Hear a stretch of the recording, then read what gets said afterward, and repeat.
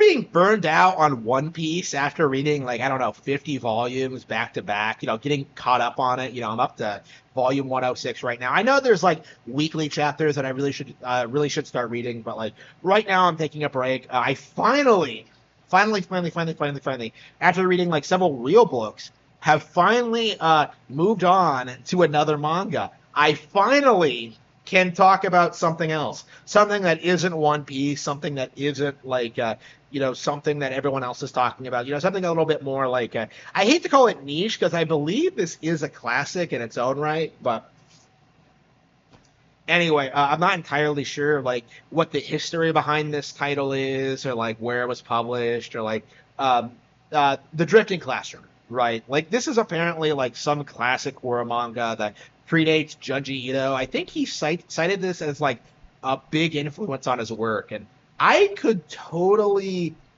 see that, right? The character designs like look very similar to what he comes up with. The concept seems very similar. Like it feels almost as if he could have written this, like honestly.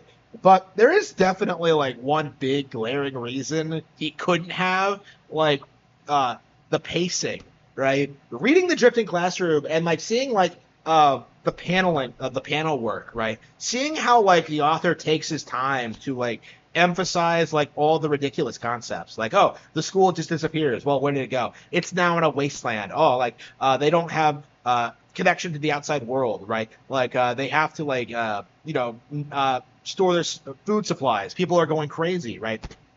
Like it is exaggerated, it is ridiculous, but unlike Ito, who tends to like introduce his concepts and then just keep stacking them up on with like more and more ridiculous, outlandish things, like Umez, I think his name, Kazuo, in comparison, keeps his stories much more grounded and has much better pacing in my experience. I also read like Orochi, the first two volumes of that, which was fantastic. I love that cute little autistic retard.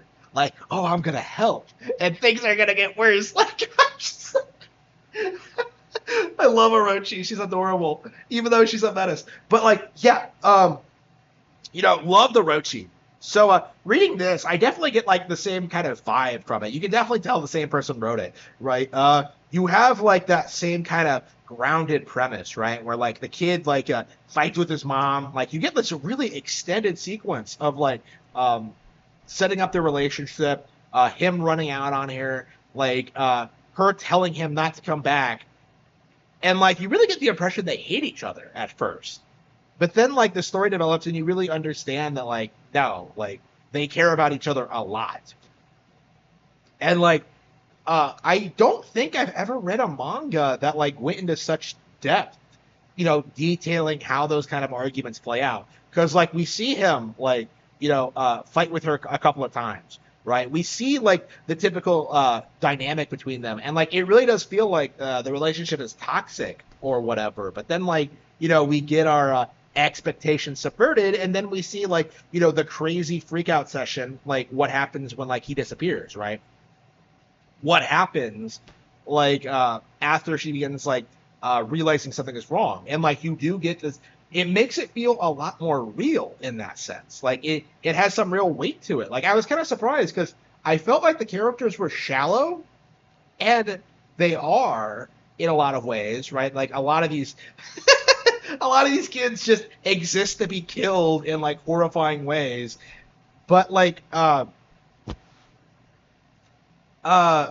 because the author spends so much time emphasizing what's happening and like building it up properly, like even if something is like really sudden and forced, like you believe it's totally real, right? Like it's really crazy how like organic everything feels, right? Where they can go out and like find some bug monster in the desert, get one of their guys eaten, come racing back, have some girl like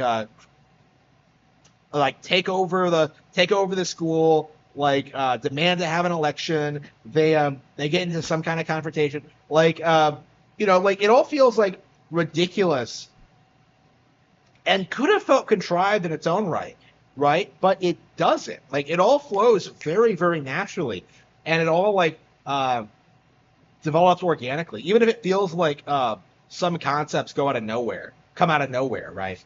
You know, the girl, the bully girl, like should have been there from the beginning. Like again, like a lot of these characters just kind of like come out of the crowd and just like, oh, now's my big moment, and then like something terrible happens. It's crazy. There are a couple of reoccurring characters, but in general, that's like a pretty reoccurring theme. Um, but yeah, it's a really interesting story of like resourcefulness, right? Like to me, it seems like it's kind of a Lord of the Flies kind of situation, right? Where like the teachers are axed off, and the kids have to like stand up and like start doing their thing. They have to start gathering resources and like learning about the world and um, moving on, figuring out how to survive in the setting. And they really go over like everything that they would need in this situation, right? Everyone's missing their parents, right? Supplies are an issue, right? Some of the adults are like crazy, right? like they have to like condemn with adults like the natural world, the reality of the situation they're in. Like again, it's all very natural and very interesting, and it just does a great job of just feeling like it's an actual situation, right? Even though it's outlandish. And I found myself like really surprised with how much I enjoyed it, all things considered. Um, I don't know, like a part of me like almost wishes like, I don't know, is the situation a bit too simplistic? Are the kids like not well developed enough characters? But like, yeah, I don't. In some ways, I feel like you could make that argument. But again, that's kind of why I like um, this author so much. Is that like it is more grounded, it is more relatable. It's not completely over the top ridiculous. Like I like the direction he took with this, right? I like how willing he is like show kids getting brutally murdered. I imagine uh